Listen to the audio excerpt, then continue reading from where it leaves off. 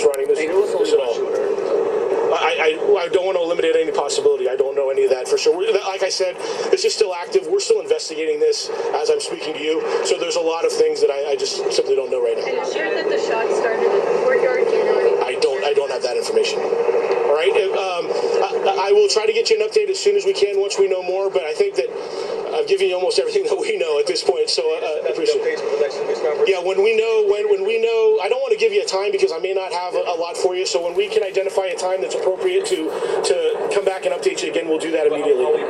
We'll probably put that out through our media list and through social media. Sorry, Chief. We understand from one employee that police had to access parts of the building. Did you have any trouble getting where you? I don't have any information regarding that right now.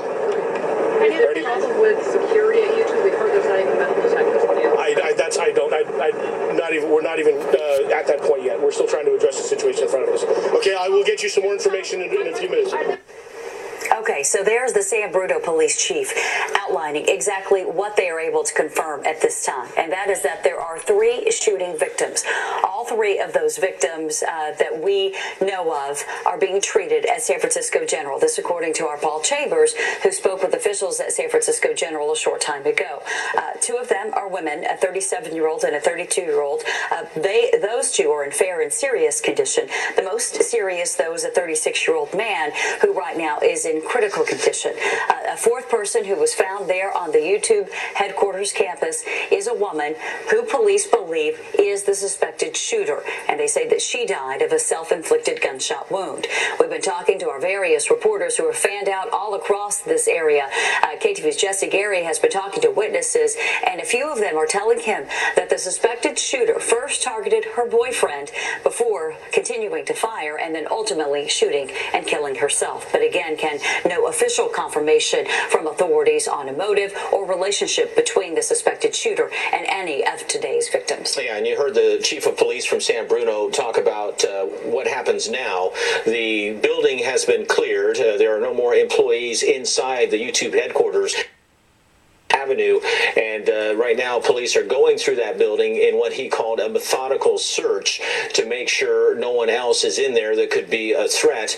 He said he does not believe anyone like that is in the building, but they don't want to take any chances, so they are going through door to door, office to office, cubicle to cubicle to make sure that the area is clear before they allow employees back in the building.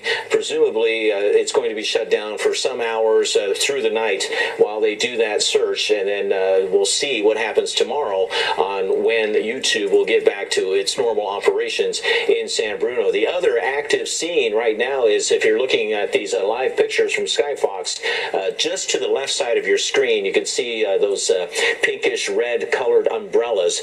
That is where the shooter's body was found and covered with a yellow tarp.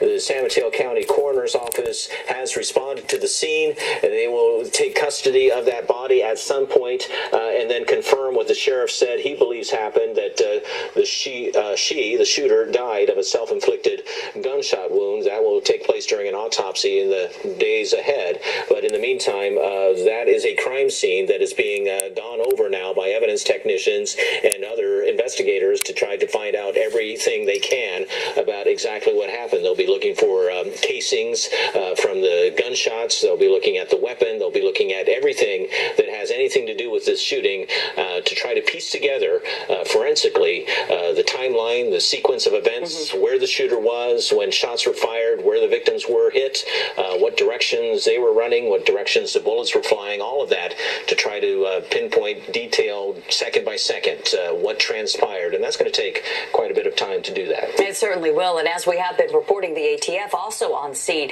Again, we have learned through police dispatch recording that a gun was recovered. Again, the police chief at this time not elaborating on what type of gun was used. Also wouldn't elaborate on exactly the number of shots that were fired. But in earlier video that we have from Skyfox, you can actually see a door, a glass door with its windows completely shattered, shot out, really. And it's just, there it is right there. And this, to give you perspective on where this is right near the areas. Just a few moments ago, we were looking at that outdoor area with the red canopies, and this is where just a few feet away the shooter's body was found. Exactly, the body is just a few feet from that door. And we heard somebody describe to Jesse Gary that the person was inside when the shots began at some kind of an event, a celebration or party or something that was happening inside a boardroom or a conference room inside the YouTube headquarters. That's where the gunfire started,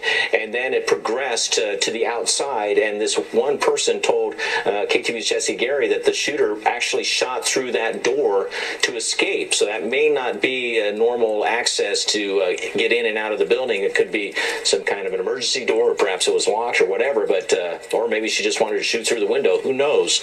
But that's what was described to Jesse Gary about why that door is. And just a few feet away, the shooter then apparently took her own life. We also heard the police chief talk about wanting to interview about 100 or so YouTube employees.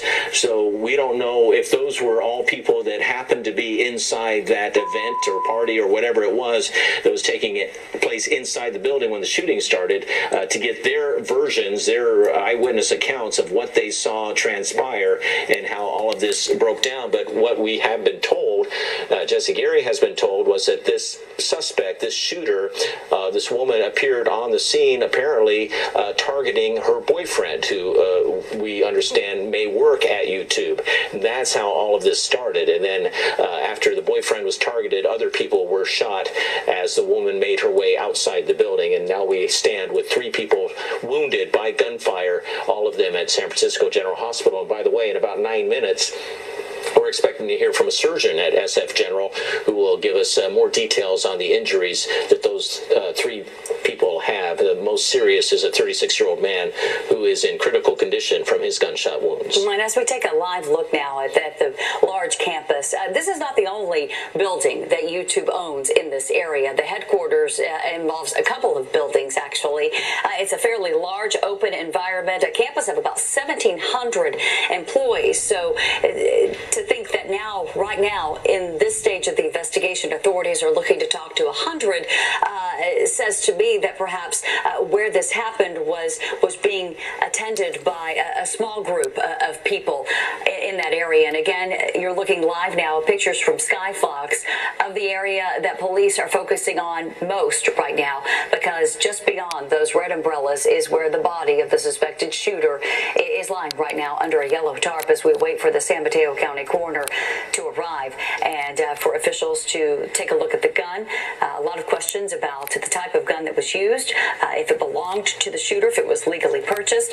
Obviously, we heard from California Senator Dianne Feinstein and Congresswoman Nancy Pelosi, who, after offering thoughts and prayers and sending condolences, if you will, to everyone affected by this, also talked about the need for more gun control, going right there, if you will, in this ongoing debate as we see here in the Bay Area another mass shooting.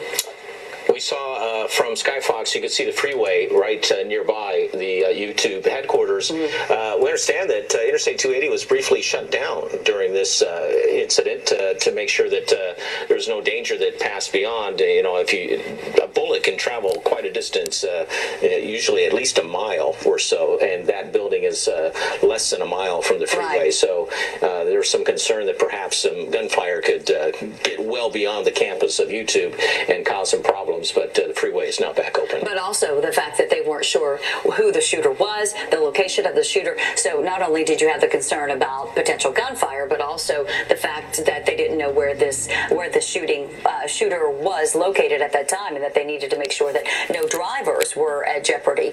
Here's another look at just where all of this is taking place. And as you see here with that red marker, that is the location of this large sort of campus, if you will, that belongs to YouTube. And then we're hearing a lot from people who were at the nearby Carl's Jr.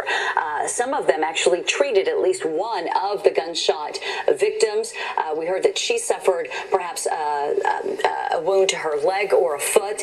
Several people that were inside the Carl's Jr., she came in looking for help. Several people that were inside tried to do what they could could. And one man told our Jesse Gary that he grabbed a bungee cord to use it as a tourniquet to try to stop the bleeding. And then we also heard from another person who was in the Carl's Jr. area who heard several gunshots. He said that he heard several series of loud bursts, a couple of gunshots, a pause, several more gunshots fired, another pause, and then another sudden burst of gunshot. He described coming across at least 2 victims, as we heard from the police.